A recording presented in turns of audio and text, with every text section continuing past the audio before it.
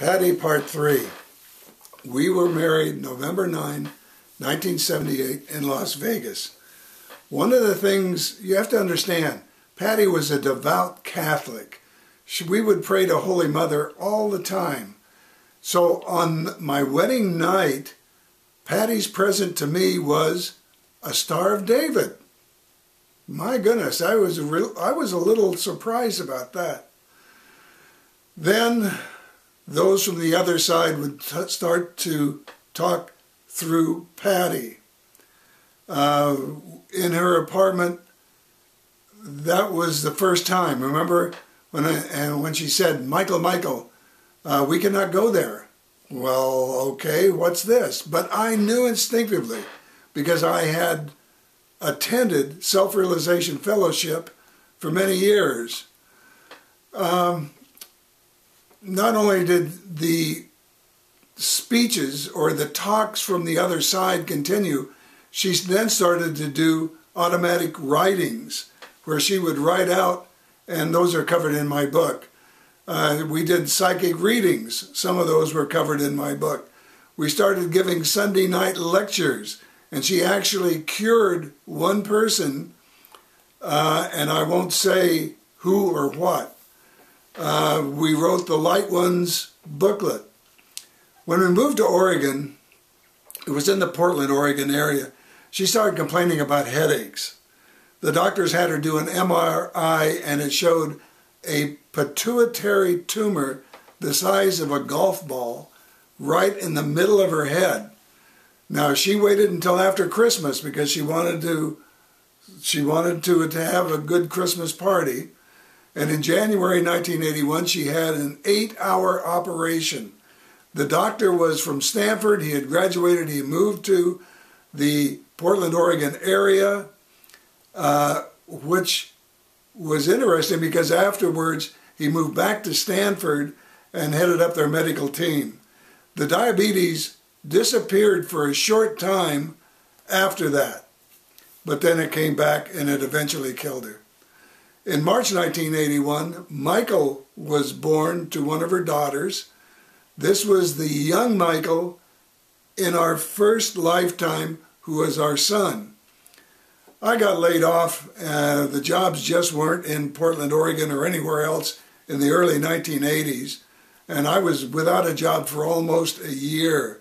We went to food shelters, we went to cheese outlets, we went to the church, but we always had God.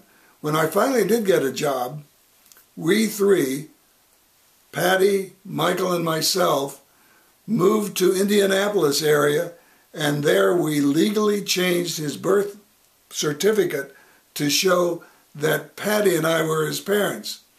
Patty was experiencing a great deal of heart problems at that time, but she wanted to keep working, so we opened a commercial mortgage broker office. A year later, we moved to Wisconsin, where the company that we started expanded and went into other areas. She took trips eventually to Asia and to Europe. 3 years later, we moved to Dallas, Texas. She had to give up her company because she had to give it up. When I moved to Kansas, we moved to Kansas. She went to work in the financial field. A year later, we moved to Washington State. She did work there running rental apartments. When we moved back to Southern California, she was very busy with the Catholic Church. We fed the homeless on weekends. For a few days, she did some maid service at one of the hotels, but it proved to be too much for her. She got a job in the financial field, and then eventually she had to quit because her diabetes was getting much, much worse. Several years later, we moved back to North Texas because when we were in the Dallas area the first time, I said that when Michael became high school age, I wanted him to go to Plano Senior High School. It was probably the best high school in the United States, or one of the best at that time. He attended Plano Senior High School and then went on to Baylor, where he did get a double master's degree. Meanwhile, Patty's health continued to get worse. At one point, her medicines were costing like $1,000 a month. One day she went into a coma. She was in a coma hospital for quite a while. She came out of it.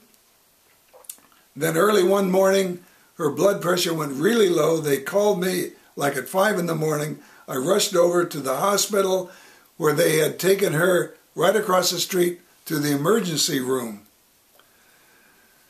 They called me. I rushed over, and there in the emergency room of the hospital, her heart failed and they couldn't revive her. I was with her at the end. We had 21 years together.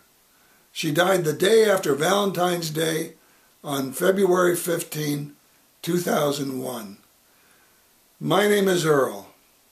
This was the love of my life. If you want to read more blogs, go to epettibone.wordpress.com. Good night and God bless.